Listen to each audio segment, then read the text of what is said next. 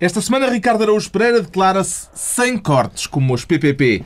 João Miguel Tavares sente-se crescido por causa do acordo sobre o crescimento e Pedro Mexia confessa-se em riste, depois de ter visto o quadro, entretanto vandalizado, que mostra a genitália do presidente sul-africano. Está reunido o Governo Sombra.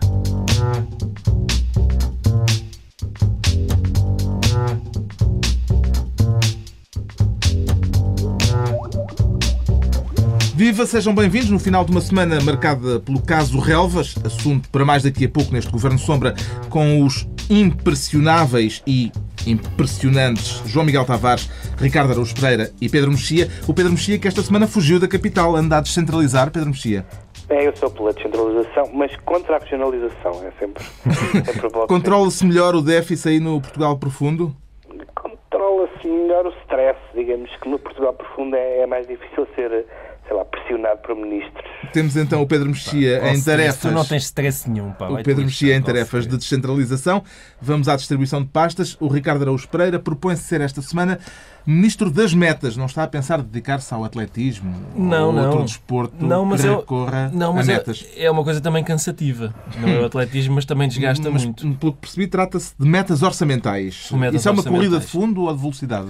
É uma corrida, eu não sei de qual delas é, mas de velocidade não é, porque pelos vistos não vai ser rápido. É aquela das barreiras, mas é aqueles gajos que estão sempre a derrubar as barreiras. Sempre a derrubar as barreiras e até eu acho que o mais curioso nesta corrida é a sensação que dá é que as metas se vão movendo, vão avançando à medida que a gente vai chegando a elas, mas não é. A meta está quieta, nós é que estamos a correr para trás. E vem munido de números para tornar palpável essa pasta? Não, isso não. Não vem? Mas, quer dizer, venho por alto, sei por alto os números, que são os seguintes. O Governo prevê que o déficit e o desemprego vão... Atenção que ele está a citar de memória. Isto é de memória. O Governo prevê que o valor do déficit e do desemprego vai ser um número. A OCDE, pelo contrário, prevê que esse número é muito maior. Isto com rigor. Com rigor, sim, que caracteriza o rigor que se impõe. Isto é o essencial. E, portanto, isto tem sido... É isto que acontece. O Governo tinha anunciado a redução do déficit para 4,5% este ano. Sim. Está, olha. E para 3% no ano que vem. A sim, OCDE se quisermos ser picuinhas, sim. anunciou que o número será bastante superior. Isso significa o quê? Significa, ao que diz a OCDE, que vão ser precisas mais medidas de austeridade. Eu já tinha saudades de algumas. E, portanto, ainda bem, porque acho que estávamos já todos a viver à tripa forra. E é isto.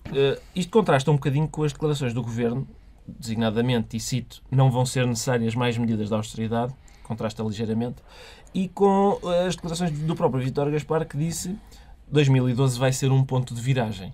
E vai, só que é para trás.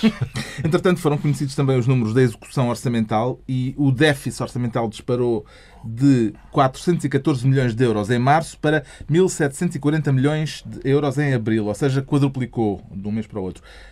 Quem é que está a falhar, João Miguel Tavares? É o Governo ou a realidade? Esse que eu diga não sei bem. Esse é o grande problema. É que até misterioso, não é? Não, até nos números da execução orçamental e depois há interpretações para todos os gostos. Eu ouvi gente a dizer que isto... acho que até foi o Marcos Mendes. Isto está a correr bem. E o diretor do Direito Económico, António Costa, também disse que estava a correr bem. Ou seja, porque se nós retirarmos a este valor, os valores dos juros é que estão a subir muito. Por acaso, parece que a despesa até está a diminuir um bocadinho. Mas eu desconfio-me que é assim, não é assim de grande consolo. Os juros, de qualquer maneira, têm que ser pagos. E, podem considerar-se estes números desanimadores, Pedro Mexia? Este governo vai ser o governo mais simples de julgar da história da democracia e é pelos números. Daqui a 3 anos, vamos olhar para esses números e o governo ou foi um governo que deu a volta a isto ou foi um governo que falhou estrondosamente. Portanto, tem essa vantagem. É esperar 3 anos. O quê? É esperar 3 anos? É esperar 3 anos, se ainda cá estivermos, não é? Enquanto país. Mas quer dizer, é o governo cujo balanço vai ser mais evidente, porque é um governo que praticamente foi eleito só com este dossiê. Claro que é um dossiê que abrange tudo, porque os números abrangem tudo, mas os indicadores até agora, enfim, não são muito animadores. Daqui a 3 anos não é possível discutir-se quem tem a razão é o governo ou a realidade. Daqui a 3 anos vai ser, e eu acho que se este governo falhar, tendo em conta que o governo do Partido Alternativo falhou anteriormente, não sei para onde é que Portugal vai. Portanto, eu ainda tenho alguma, não vou dizer esperança, que é uma palavra que eu não uso, mas vou ter alguma, ajudem-me. Expectativa, é isso. Pronto, está entregue o Ministério das Metas ao Ricardo Araújo Pereira. Quanto ao João Miguel Tavares, escolhe esta semana ser Ministro do Tédio. E isso tutela-se, João Miguel Tavares. Desta vez tem que se tutelar. Só hoje, Carlos. Hoje tutelar. Tédio significa enfado, aborrecimento, fastio. O que é que o enfada, aborrece e lhe provoca fastio? Não é a mim que me enfada, pelos vistos, enfada todas as pessoas em Portugal. E eu agora... Estamos todos enfadados. Porque eu agora quero falar de José Sócrates, perdoem-me, senhores ouvintes. Eu sinto que já tenho que fazer um disclaimer cada vez que falo de Sócrates, porque peço desculpa de estar a interromper. Atenção que José Sócrates prometeu pôr em tribunal todos aqueles que usarem o seu santo nome em vão. A par dessa ameaça. Ele não disse usar, eu estava em trás, depois eu vi no jornal entrar, invocarem o meu nome. Portanto, é mesmo uma ressonância bíblica. Sim.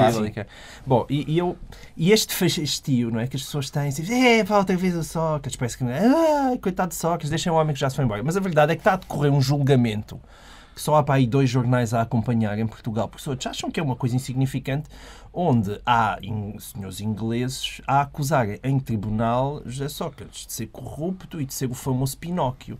E Portugal assiste a isto com aquele ar de está bem, e então, o que é que há de novo? E isto a mim, lá está, enfastia-me um bocadinho o fastio em que se tornou José Sócrates, porque parece que as pessoas já dão com uma de caguito, que aquilo foi tudo uma grande trafalhice, então pronto, agora já corremos com ele.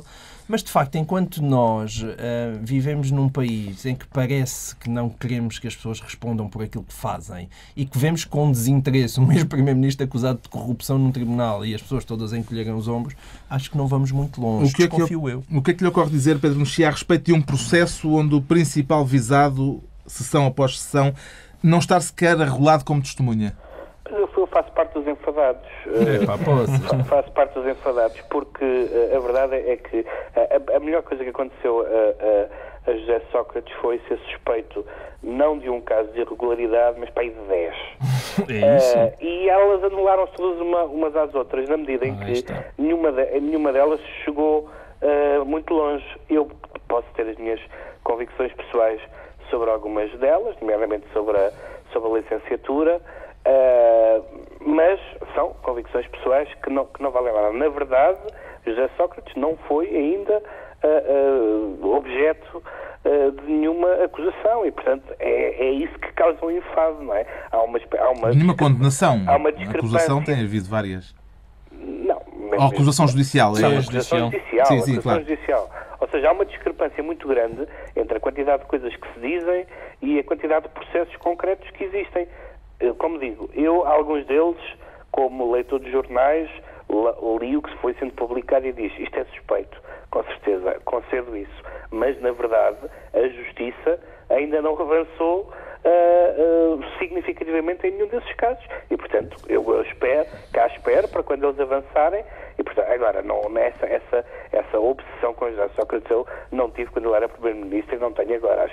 Acho uma coisa um bocadinho doente. Mas qual a opção? A opção não é que Sócrates é muitas vezes com o sistema judicial, porque é como estava a dizer o Carlos, quer dizer, como é que é possível que haja quase uma sombra a parar sobre aquele julgamento e ele nem como testemunha tenha sido ouvido e os procuradores disseram que lhe iam fazer perguntas e não lhes deixaram? Ou seja, isso é que é sintomático do estado em que se encontra a justiça portuguesa. A questão é essa. De acordo. Não, mas estavas a falar da opinião pública. Certo. Estavas a falar da opinião pública.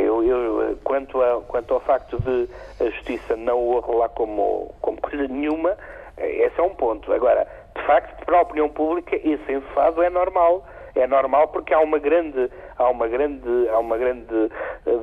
discrepância entre as nozes e as vozes, não é?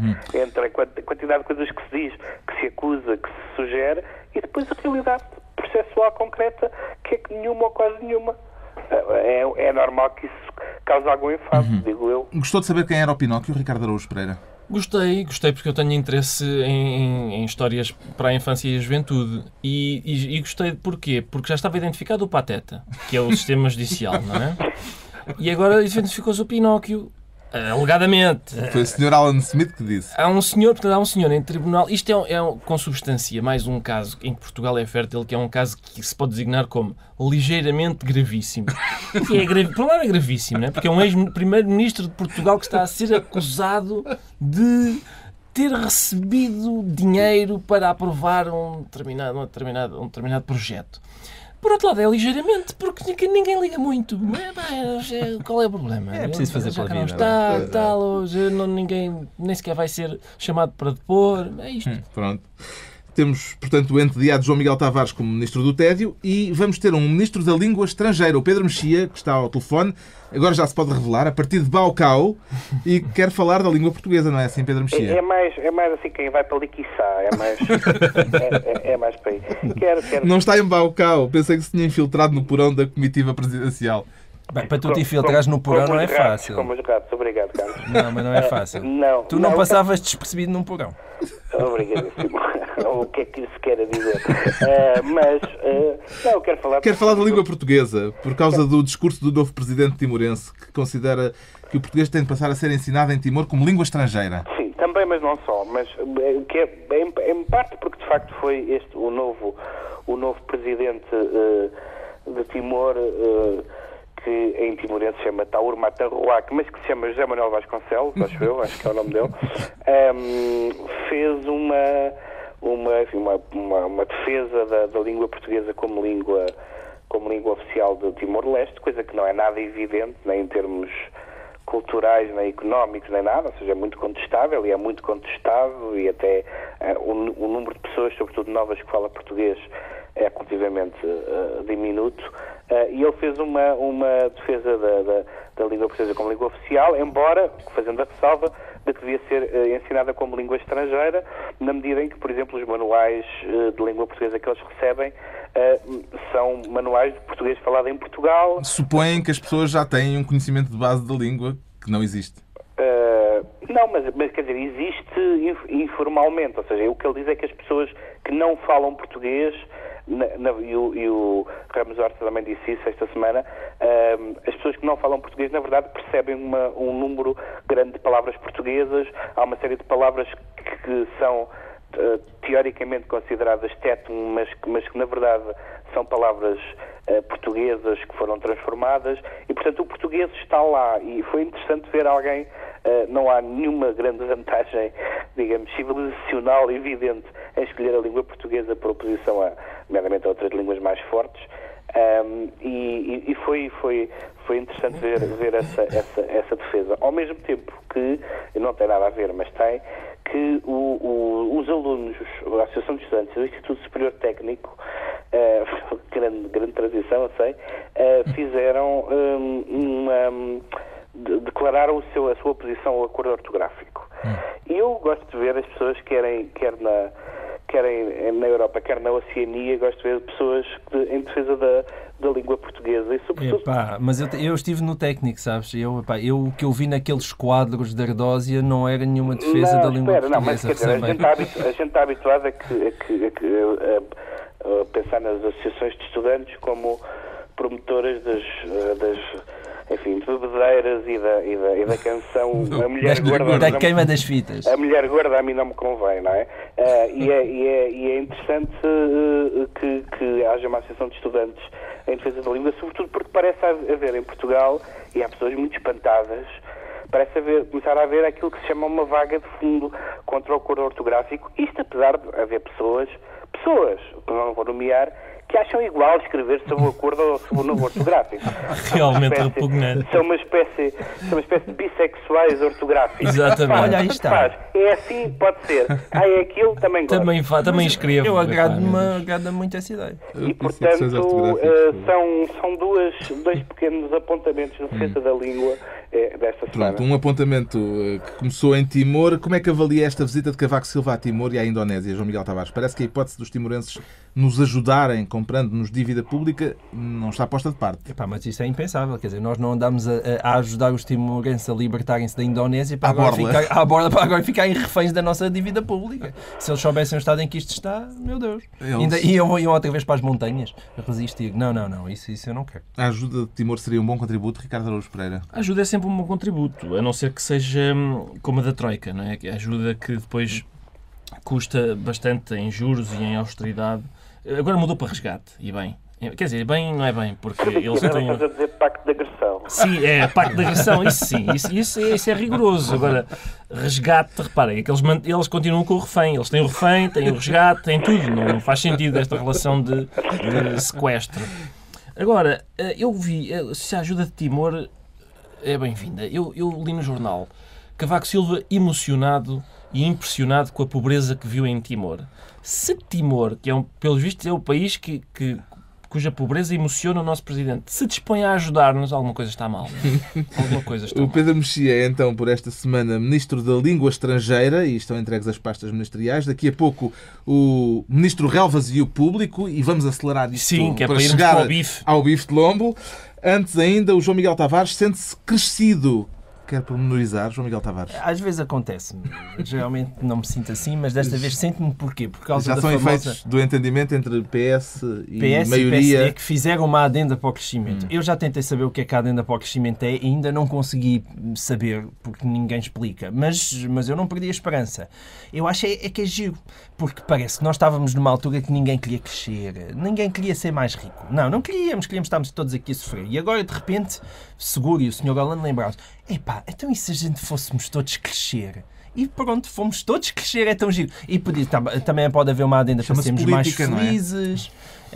Não se chama política. Era bom que fosse política. Parece que existe alguma forma milagrosa de pôr as pessoas a crescer neste momento.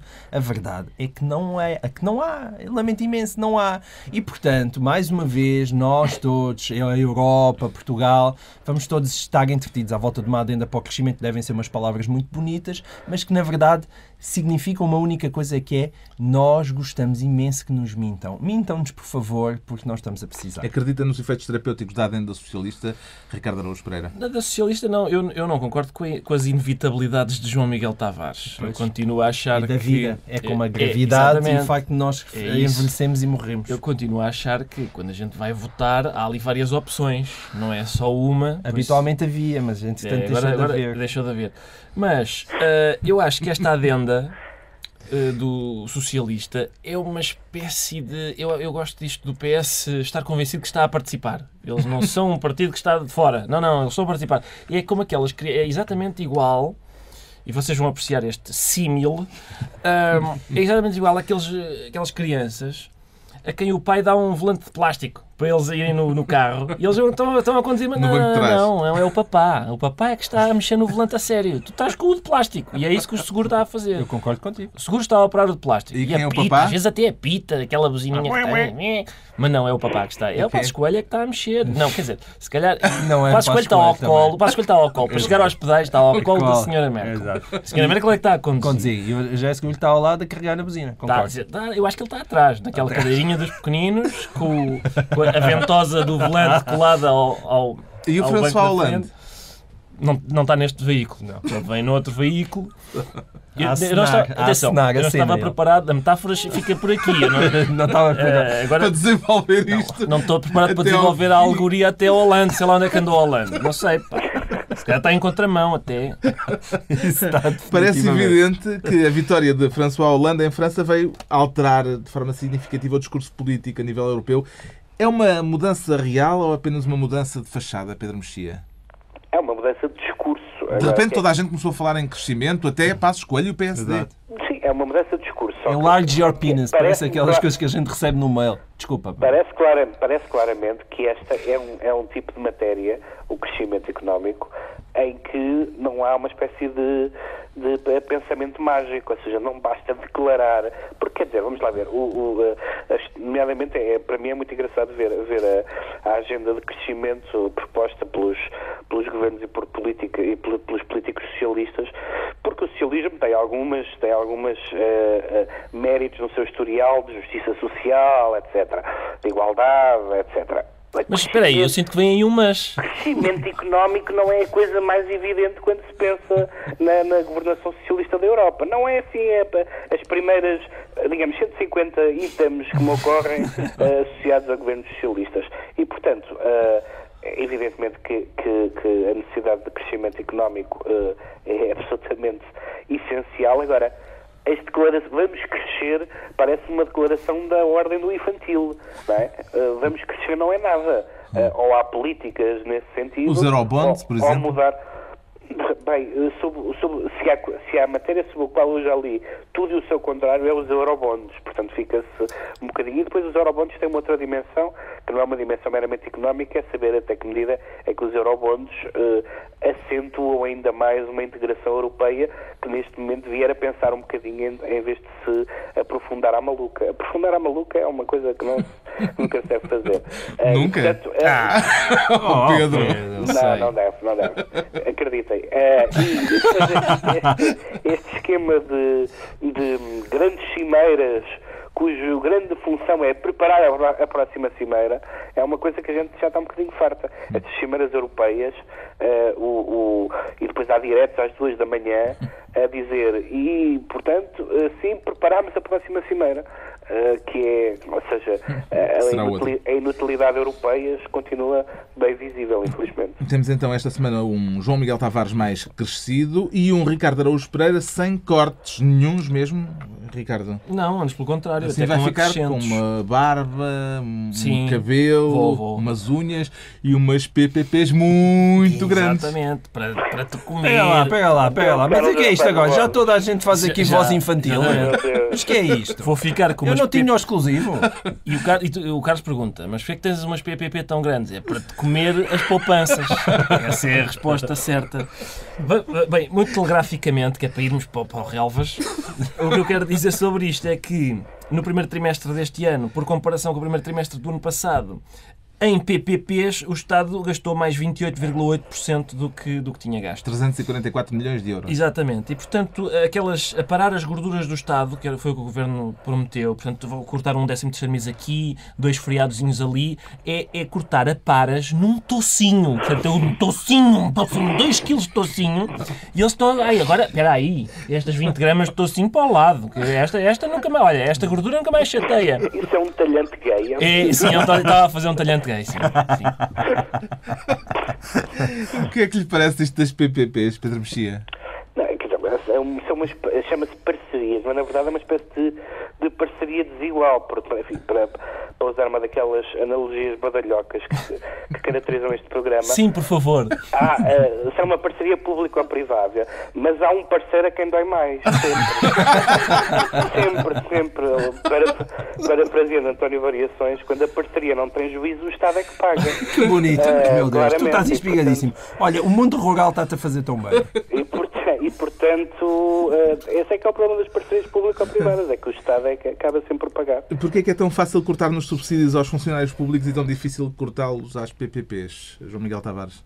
Eu desconfio porque, infelizmente, os governantes têm mais amor aos escritórios de advogados das PPPs do que aos funcionários públicos. Eu, neste aspecto, foi uma verdadeira frase de esquerda e é assim que eu a sinto. Embora estes números sejam um bocadinho... Também convém ser rigoroso. Há aqui uma parte muito importante que tem a ver com a abertura do Hospital de Loures, que é uma PPP e acabou de abrir, e, portanto, distorce um bocado esses valores. Agora, eu também, embora o Ministro tenha aí andado a anunciar uns cortes de não sei quantos milhões, 150 milhões ou não sei o que nas PPPs, parece-me que convém haver aqui uma espécie de moralização séria disto, porque o pessoal já está farto de levar no lombo e realmente é como se vê. Também eu não acho que seja só paras, mas é importante que haja esta sensação que os outros também apanharam, não é?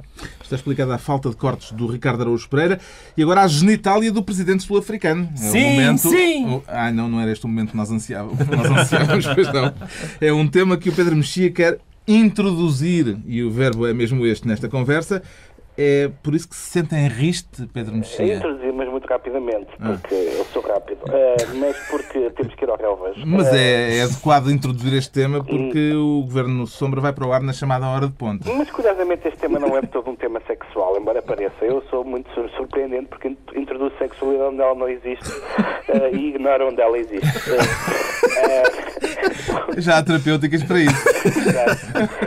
Mas porque houve este quadro do Presidente da África do Sul que o representava, enfim, desfraldado, e que foi exposto lá numa galeria e foi vandalizado, e o ANC que queria proibir o quadro e tal. E a razão do facto do Presidente estar nu, imagino eu, tem a ver com o facto de ele ser polígamo e ser casado com 6 mulheres, coisa que, enfim, leva um certo avanço em relação ao Hotel Saraiva de Carvalho, e porque acho que está com elas a semana toda, com todas, mas aquilo que levanta a questão é a questão da liberdade de expressão e da liberdade artística, porque basicamente o ANC que tem conduzido em muitas matérias bem o país, de uma forma até, diria eu, surpreendentemente democrática, em matéria de liberdade de expressão, muitas vezes tem, assim, alguns problemas ainda não resolvidos, mesmo sem genitália, e depois há a história da ofensa ao chefe de Estado, mas um chefe de Estado prestigiado aguenta tudo, basta pensar as camisas que o Mandela aguentava, quer dizer, o Mandela não perdia prestígio, apesar da sua indumentária, e, portanto, não é o pirilau do Presidente que vai fazer mal ao seu prestígio internacional. Aprecia a arte contemporânea, Ricardo Araújo Pereira? Aprecio aquela que percebo, aquela porcentagem reduzida que eu consigo perceber, sim, aprecio, e acho que este caso é uma lição para os nossos artistas, para Paula Rego, para Júlio Pomar, que representaram, respectivamente, Jorge Sampaio e Mário Soares em retratos muito incompletos, de forma absolutamente graças a Deus desgenitalizada. E, portanto, pode ser que isto faça escola no futuro. Fica o recado. Agora, não sei quem é que vai retratar Cavaco Silva, mas olha, seria muito interessante. Que observação é que lhe ocorre a este respeito, João Miguel Tavares? O facto do Brett Murray, que foi quem pintou aquele ser branquinho e ter aquele ar da africana, provavelmente também não ajuda ao caso, mas de facto parece-me, eu diria que realmente entra nos domínios da liberdade de expressão, e atirar tintas a quadros, a arte serve para isso também, para incomodar e para irritar, portanto parece-me um bocadinho excessivo. Vem muito a propósito este tema, porque se liga com o tema seguinte, que é o tema da semana. A semana política foi dominada pelo chamado caso Relvas. O Jornal Público diz que o ministro não gostou das perguntas de uma jornalista e que ameaçou revelar na internet informações sobre a vida privada dessa jornalista. O ministro desmente e foi dizer à ERC que ele é que se sentiu pressionado por lhe ter sido dado um prazo muito curto, 32 minutos, para responder às perguntas do público. Que síntese é que faz desta polémica, Pedro Mexia? Bom, o assunto é evidentemente muito grave, mas tem a gravidade adicional de ser aparentemente palavra contra palavra. O que o torna, sabes o quê? Ligeiramente gravíssimo. Mais uma vez. É evidente que, por exemplo, no meu caso pessoal, mais uma vez falamos de convicções pessoais, eu conheço algumas das pessoas em casa, conheço a Maria José Oliveira, conheço a Bárbara Reis, eu pessoalmente, se elas dizem aquilo, eu acredito no que elas dizem, mas é uma convicção pessoal que não vale nada. Mas eu discuto essa teoria de ser palavra contra palavra. Está toda a gente a dizer que é palavra contra palavra. Não, é palavra de um jornal contra a palavra de um ministro. Não é bem a mesma coisa de ser eu a dizer uma coisa e tu a dizes outra. Não é a palavra de um jornal, é a palavra das pessoas do jornal. Exato, é a palavra de um jornal, é a palavra de uma direção editorial, dos diretores todos, da jornalista, do conselho de redação. Já é gente a mais. João Miguel, mas continua a mesma questão, que é não há prova. Com certeza, também se houvesse prova é ilegal, portanto, mas a questão não é, a prova não é, se houvesse prova é ilegal, mas é mesmo verdade que tinham gravado. Ricardo Rodrigues, que era gravar ilegalmente uma questão ilegal. Não, ou o caso do Ricardo Sá Fernandes, que gravou. E a questão não é justiça, não estamos aqui a discutir se Relvas devia ir preso. Mas quer dizer, mas vamos lá ver, isto, apesar de tudo, com todas as coisas que já se disse sobre a instrumentalização da comunicação social e a manipulação e não sei o que mais, esta acusação que é feita a Miguel Calvas dá-me a ideia que é relativamente inédito, de violar a intimidade da vida privada. Isso é uma coisa que compete aos jornais, não aos ministros. Os jornais, nomeadamente alguns, que são conhecidos por violar a vida privada das pessoas. Eu não sei como tu estás aí perdido no mundo rural, eu não sei se hoje tu já leste o Público. Se calhar não leste o Público. Os Público explica, ele faz hoje tema sobre isso, e explica lá, diz claramente qual é que é a ameaça, e portanto seria que Maria José Oliveira mantinha uma relação com um deputado de um partido da oposição. Isso é dito lá claramente. Não diz deputado, diz político. Deputado, diz político da oposição. Sim. Também não sei se é deputado, se não é. Eu sou amigo da Maria José Oliveira, mas eu tinha mais interesse em saber coisas sobre a vida privada de Vanessa Oliveira, por exemplo. Isso sim era uma ameaça que eu apreciava. Faz sentido um ministro queixar-se de pressões por parte dos jornalistas? Atenção, se vamos chamar pressões a isto, me deram 32 minutos para responder, logo foi pressão. Se isto é pressão, então eu quero denunciar um caso de tortura de que eu fui alvo repetidamente. Eu tinha 50 minutos para responder a exames, por exemplo. Várias perguntas, às vezes, mais do que aquelas que... Se isto é pressão, eu fui torturado. Eu, evidentemente, para mim não me oferecem grandes dúvidas de que lado é que está a verdade e qual é que está a razão neste caso. Como é que teu timbre, aliás? Como é meu timbre. Olhaste para a cara. Olha para a cara. Agora, de facto, aquela iniciativa que Miguel Relvas toma de vou já pôr este caso na ERC, ainda antes de chegar à ERC, e fala isto nas expressões, deu 32 minutos, parece qualquer pessoa que tenha passado pela redação de um jornal e conheça aquilo que são as relações entre jornalistas, políticos e assessores, realmente é uma coisa horrível. Ele deu-me 32 minutos para responder, coitadinho de mim. E depois isso, a história do jornalismo interpretativo, a dizer, as notícias eram feitas pela negativa, e agora, aqui um jornalismo... Mas o bom jornalismo é todo interpretativo. Qual é que provavelmente não é o jornalismo favorito de Miguel Relvas. Vem no código deontológico do jornalista que deve interpretar os factos. Pois, mas não, parece que não, que é ofensivo. E, no meio disto tudo, está uma pergunta inteiramente legítima. Claramente que Miguel Relvas meteu o pé na poça e ainda por cima agora perguntaram-lhe à saída e mais uma vez ele deu uma resposta completamente ao lado e não foi devidamente pressionada e sim pelos jornalistas como devia ser, que era de facto que ele está a dizer que só começou a ter contactos com aquele senhor em 2010 e aquele o primeiro senhor é o senhor das secretas, Silva Carvalho. E neste momento está dado como arguido. Dado como arguido. E diz, eu só contactei com este senhor a partir de 2010 e dá um exemplo do aquilo que eu recebi, a primeira coisa, lembro-me de um SMS que recebi dele que foi George Bush visita México. E realmente esse SMS, na melhor das hipóteses, era de 2007. Isto é uma pergunta completamente legítima e mais. O que eu contesto é contesto a direção do público quando o público diz, quando o ministro dizer que não responde a esta pergunta não é suficientemente importante em si para merecer uma notícia.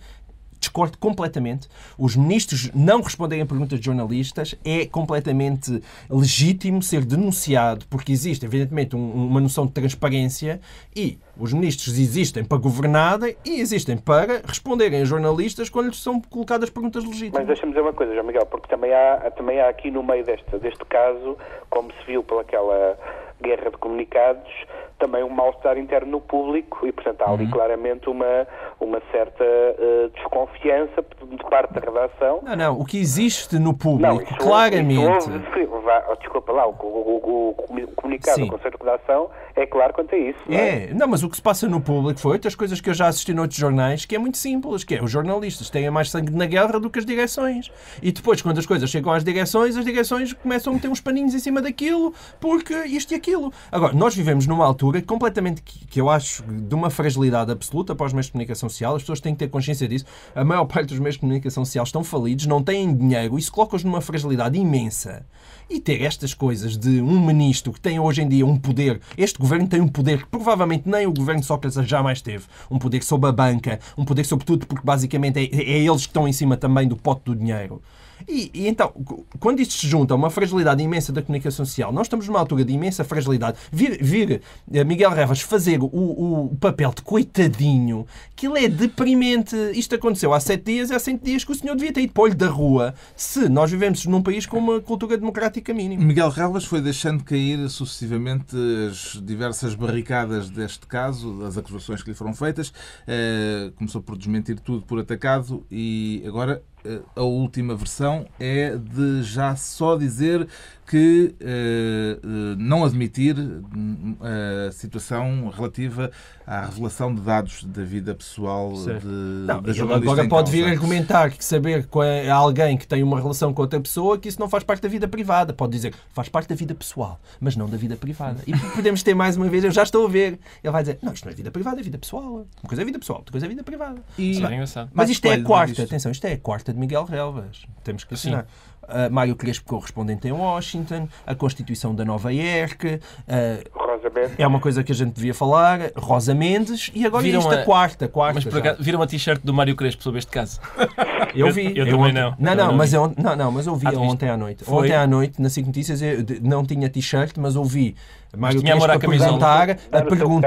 Mário Crespo a perguntar extraordinariamente. Estes casos só começaram a acontecer quando Miguel Relvas disse que ia privatizar a RTP. Eu vi Mário Crespo a fazer esta pergunta. Mas olha, atenção, portanto, há pessoas que estão aqui a dizer que não vai haver nenhuma deliberação relevante da ERC sobre este caso, mas eu queria chamar a atenção para que houve imediatamente, mal Miguel Relvas chegou à ERC, Carlos Magno disse, bela gravata. Logo aí... Uma deliberação... É um parecer, eu acho que é só um parecer. Liminar. Não, e 3 pancadinhas nas costas. Foi à procura do senhor... É uma coisa que fica bem, é um órgão regulador. É assim parecido como um juiz vir apanhar alguém que vai depor à porta do tribunal e dizer senhor, venha cá depor e tal. Isso vai constar do relatório final? É possível. Eu exijo que no relatório final seja lá, o Ministro apresentou-se com uma bela gravata, porque se isso foi comentado ao início, espero que esteja lá. Agora, é bom dizer que, pelo menos no que me toca, o Governo Sombra não é suscetível de ser pressionado. Primeiro porque eu não tenho vida pessoal. Isso torna-me quase imune a isto. É tudo tão chato e desinteressante, não há nada para denunciar, basicamente.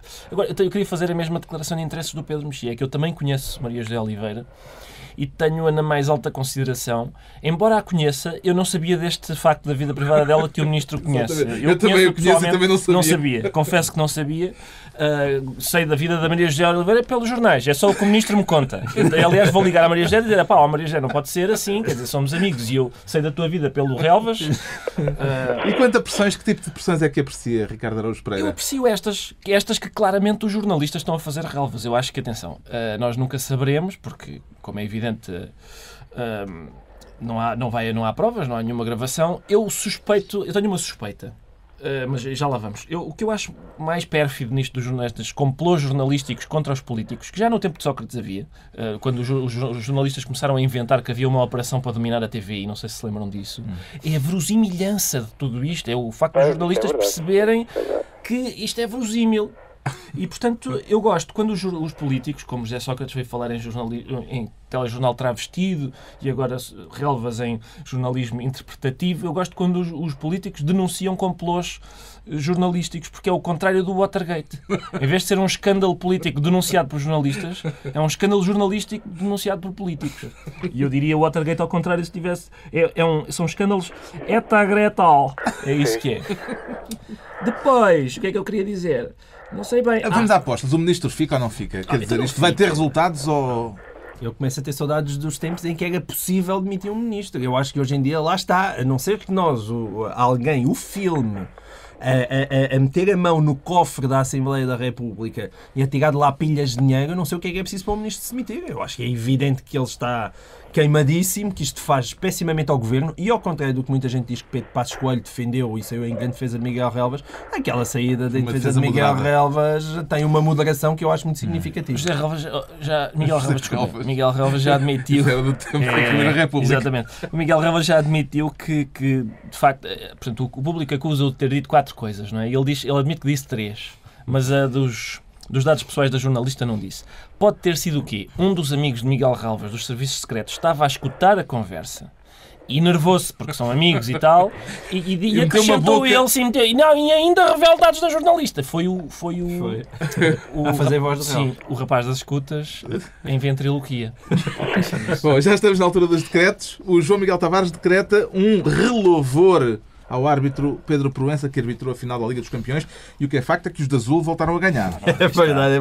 Mas ele tentou que fossem os de vermelho. Não tentou nada. Não, é só porque houve aquele penalti que o Robin falhou. Mas não tentou nada. Ele fez uma ótima arbitragem e portanto, aplausos. Isso prova aquilo que eu acho, que é a qualidade dos árbitros no futebol português é muito superior à qualidade dos seus dirigentes. E é superior, se calhar, nas competições internacionais. Pois, definitivamente. O Pedro Mexia decreta redes sociais para menores de 13 horas de idade. É mesmo assim que quer formular o seu decreto, Pedro Sim, porque acho que o Mark Zuckerberg anunciou que vai pensar em abrir o Facebook a menores de 13 anos e não apenas a maiores de 13 anos, como está agora. Eu acho que eu acho que devia ser como as pessoas que filiam as crianças logo à nascença. Futebol à nascença. logo às 13 horas de idade, filiar as pessoas no Facebook, porque, enfim, é preciso começar como as tabaqueiras, é preciso começar a viciar cedo e... Tu sabes que as pessoas podem mentir sobre a idade no Facebook, o Facebook dos adultos é simplesmente perda de tempo e inutilidade, mas para as crianças a questão é relativamente, ou seja, eu acho que no dia em que isso acontecer, no dia em que as crianças podem entrar no Facebook, neste momento estamos a extinguir feriados, mas nesse dia é feriado mundial dos pedófilos. Vai ser uma espécie de festa mundial da pedofilia, todas as crianças ao acesso de um clique. Parabéns, Sr. Zuckerberg. Finalmente, o Ricardo Araújo Pereira decreta que os tribunais continuem a impedir que se denunciem ilegalidades. Sim, porque quanto mais os tribunais impedirem a denúncia de ilegalidades, menos trabalham e, portanto, dão vazão aos processos que já lá têm. O que aconteceu foi que num blog, salvo erro dos precários inflexíveis, várias pessoas começaram a queixar-se e a denunciar até algumas irregularidades praticadas por certas empresas. As empresas queixaram-se ao Tribunal e o Tribunal decretou que os comentários fossem apagados. Porquê? Por ter investigado e ter descoberto que aquelas irregularidades não existiam? Não! Só porque isso estava a magoar as empresas. Estava a aleijar as empresazinhas. Então, nada de denúncias.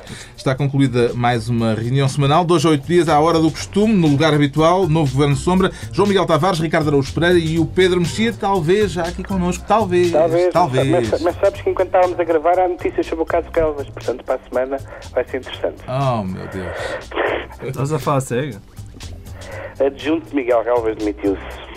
Ora aí está. Adjunto? Portanto, Adelino Cunha. Portanto, teremos programa para a semana, certamente. Vamos ter. Se calhar podemos fazer um especial durante a semana. Exatamente. Boa semana. Obrigado, Bom um abraço.